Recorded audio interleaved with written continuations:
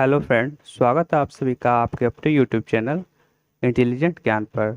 तो आज हम डिस्कस कर रहे हैं एसएससी सीएचएसएल के महत्वपूर्ण प्रश्न जो कि प्रीवियस ईयर रिपीटेड क्वेश्चन है। ठीक है, तो चलिए देखते हैं आज का पहला प्रश्न क्या है।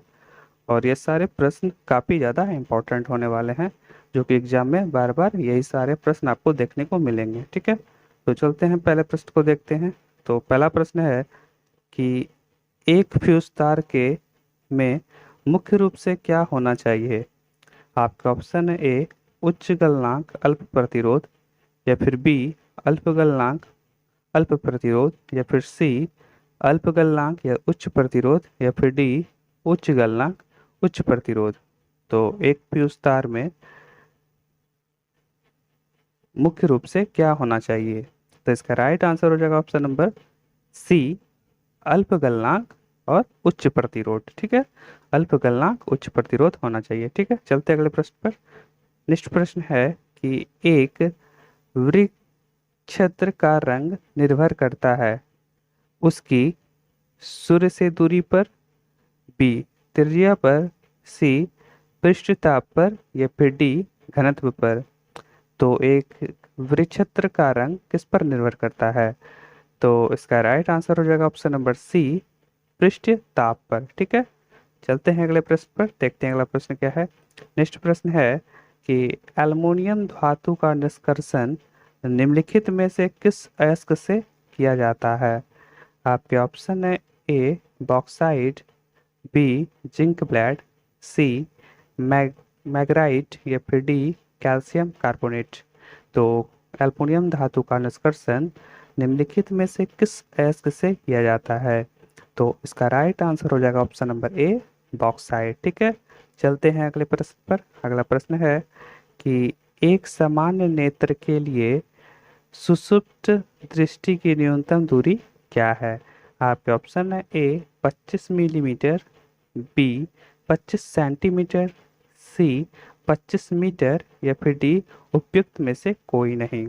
तो एक सामान्य नेत्र के लिए दृष्टि सुस्पष्ट दृष्टि जो है वह 25 सेंटीमीटर तक होता है। ठीक है, एक मानव जो है वह 25 सेंटीमीटर तक सही से देख सकता है। ठीक है, इसका राइट आंसर हो जाएगा ऑप्शन नंबर बी 25 सेंटीमीटर। ठीक है, चलते हैं अगले प्रश्न पर।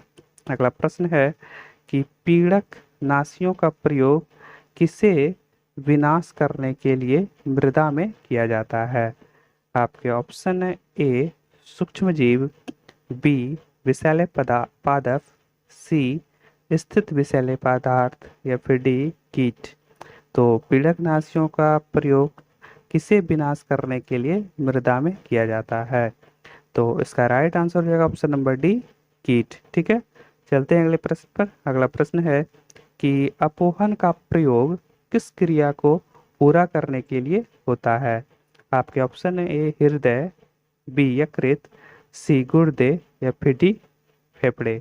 तो अपवहन का प्रयोग किस क्रिया को पूरा करने के लिए होता है। तो इसका राइट आंसर हो जाएगा ऑप्शन नंबर सी गुर्दे। ठीक है, चलते हैं अगले प्रश्न पर। अगला प्रश्न है कि डॉक्टरों द्वारा प्रयोग किया जाने वाला स्टेथोस्कोप किस सिद्धांत पर कार्य करता है। आपके ऑप्शन है ए ध्वनि का व्यतिकरण, बी ध्वनि का परावर्तन, सी ध्वनि का अपवर्तन, या फिर डी ध्वनि का अध्यारोपण।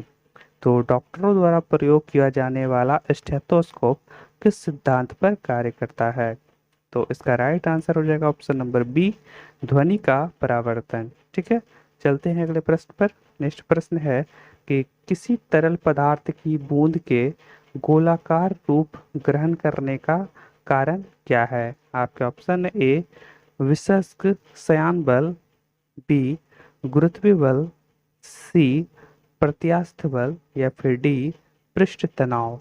तो किसी तरल पदार्थ की बूंद के गोलाकार रूप ग्रहण करने का कारण जो है वह पृष्ठ तनाव है। इसका राइट आंसर हो जाएगा ऑप्शन नंबर डी पृष्ठ तनाव। ठीक है, जब बारिश की बूंद भी गोलाकार होने का उसका भी कारण क्या होता है, पृष्ठ तनाव ही होता है। ठीक है, याद रखेंगे।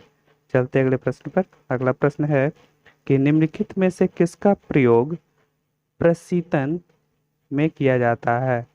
आपके ऑप्शन है ए सल्फर डाइऑक्साइड, बी क्लोरीन, सी फ्रियोन या फिर डी फॉस्फेन। तो निम्नलिखित में से किसका प्रयोग प्रशीतन में किया जाता है? तो इसका राइट आंसर हो जाएगा ऑप्शन नंबर सी फ्रियोन। ठीक है, चलते अगले प्रश्न पर। नेक्स्ट प्रश्न है कि पौधों में जड़ों के मार्ग से पानी पहुंचने का कारण क्या है? आपके ऑप्शन ए प्रत्यास्थता, बी सयानता, सी केशिकत्व या फिर डी प्रकाश संश्लेषण। तो पौधों में जड़ों के मार्ग से पानी पहुंचने का कारण क्या है? तो इसका राइट आंसर हो जाएगा ऑप्शन नंबर सी केशिकत्व।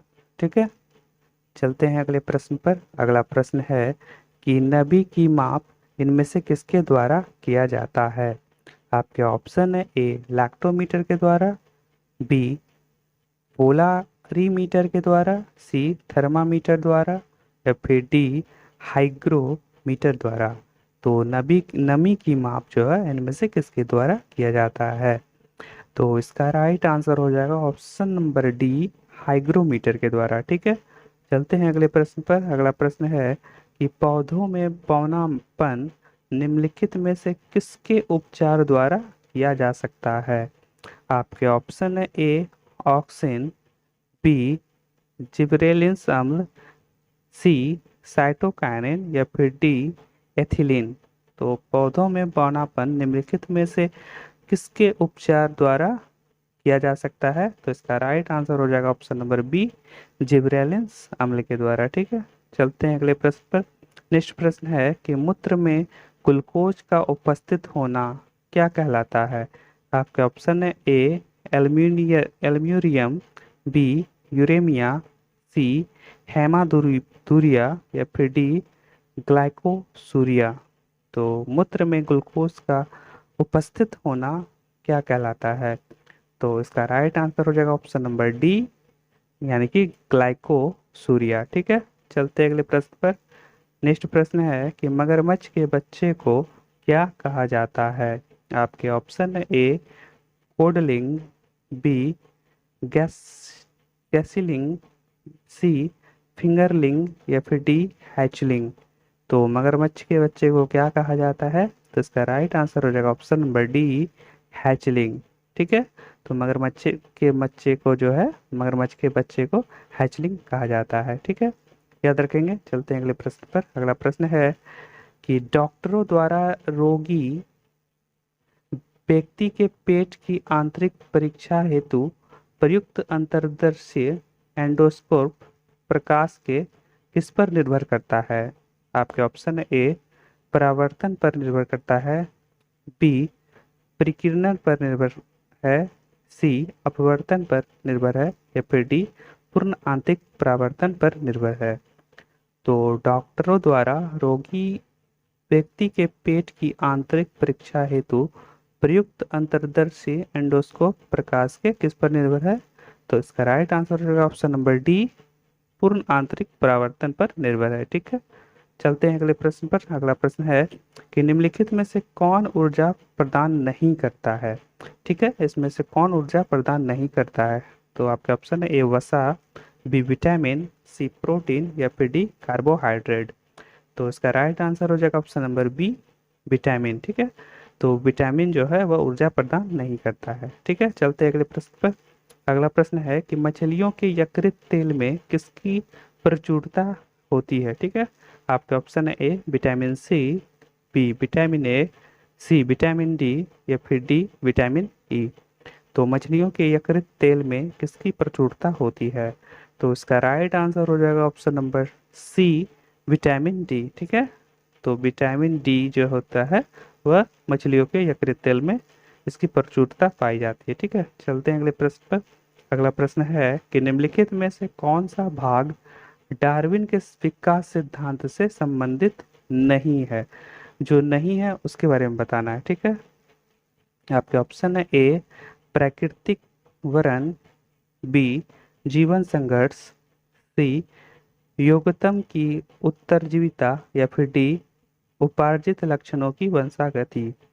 तो निम्नलिखित में से कौन सा भाग डार्विन के विकास सिद्धांत से संबंधित नहीं है? तो इसका राइट आंसर हो जाएगा ऑप्शन नंबर डी, उपार्जित लक्षणों की वंशागति। ठीक है, चलते हैं अगले प्रश्न पर।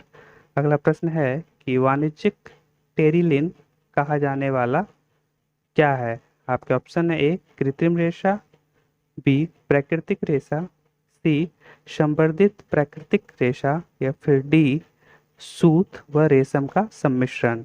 तो वाणिज्यिक टेरिलिन कहा जाने वाला क्या है? तो इसका राइट आंसर हो जाएगा ऑप्शन नंबर ए, कृत्रिम रेशा। ठीक है फ्रेंड्स, ये सारे प्रश्न बहुत ज़्यादा इंपॉर्टेंट है और ये आपको आने वाले CHL एग्ज़ाम जो चल रहे हैं उसमें आपको देखने को मिलते हैं। तो आप एग्ज़ाम देने से पहले वीडियो को पूरा अंत तक देखकर जरूर जाएं। आपको इन्हीं वीडियो में से आपको प्रश्न आते हुए दिखेंगे। ठीक है, तो चलिए देखते हैं अगले प्रश्न को। अगला प्रश्न है कि ऊष्मा प्रवाह निम्नलिखित में से किसके अंतर का परिमाण है? आपके ऑप्शन है: ए तापमान, बी विभवांतर, सी परिमाण, या फिर डी घनत्व। तो इसका राइट आंसर हो जाएगा ऑप्शन नंबर ए, तापमान। ठीक है, तो ऊष्मा प्रवाह निम्नलिखित में से तापमान अंतर का परिमाण है। ठीक है, परिणाम है। चलते हैं अगले प्रश्न पर। अगला प्रश्न है कि आदि मानव ने सबसे पहले किस धातु का उपयोग किया था? आपके ऑप्शन है: ए बॉक्साइट, बी लोहा, सी तांबा, या फिर डी मैग्नीज पदार्थ। तो आदि मानव ने सबसे पहले किस धातु का उपयोग किया था? तो इसका राइट आंसर हो जाएगा ऑप्शन नंबर बी, लोहा का। ठीक है, तो लोहा का जो प्रयोग है वह सबसे पहले आदि मानव ने लोहा धातु का प्रयोग किया था। ठीक है, देखते हैं अगले प्रश्न को। अगला प्रश्न है कि एड्स वायरस नाश करता है। आपके ऑप्शन है तो कि इनमें से क्या है जो एड्स वायरस नाश करता है? आपका ऑप्शन है: ए लाल रुधिर कणिकाओं को, बी यकृत को, सी असंक्रामक तंत्र को, या फिर डी परिसंचरण तंत्र को। तो एड्स वायरस क्या नाश करता है? तो इसका राइट आंसर हो जाएगा ऑप्शन नंबर सी, असंक्रामक तंत्र को। ठीक है, वो संक्रामक तंत्र को एड्स वायरस नाश करता है। ठीक है, देखते हैं अगले प्रश्न को। अगला प्रश्न है कि व्यापारिक वैसलीन किससे निकाला जाता है? व्यापारिक वैसलीन किससे निकाला जाता है? आपके ऑप्शन है: ए पादप गोंद, बी कोलतार, सी उर्न मोम, या फिर डी पेट्रोलियम। तो व्यापारिक वैसलीन किससे निकाला जाता है? तो इसका राइट आंसर हो जाएगा ऑप्शन नंबर डी, पेट्रोलियम से। ठीक है, देखते हैं अगले प्रश्न को। अगला प्रश्न है कि सोल्डर किस धातु का मिश्रण है? आपके ऑप्शन है: ए टीन और लेड, बी टीन और जिंक, सी जिंक और लेड, या फिर डी कॉपर और जिंक। तो सोल्डर किस धातु का मिश्रण है? तो इसका राइट आंसर हो जाएगा ऑप्शन नंबर ए, टीन और लेड का। ठीक है, टीन और लेड का मिश्रण है सोल्डर। ठीक है, चलते हैं अगले प्रश्न पर। अगला प्रश्न है कि जो कि आज का आखिरी प्रश्न होगा कि उपास्थित तथा हड्डियों के निर्माण और संपोषण में आवश्यक तत्व होता है। तो आपको बताना है। आपके ऑप्शन है: ए मैग्नीशियम, बी कैल्शियम, सी जिंक, या फिर डी सिलिकॉन।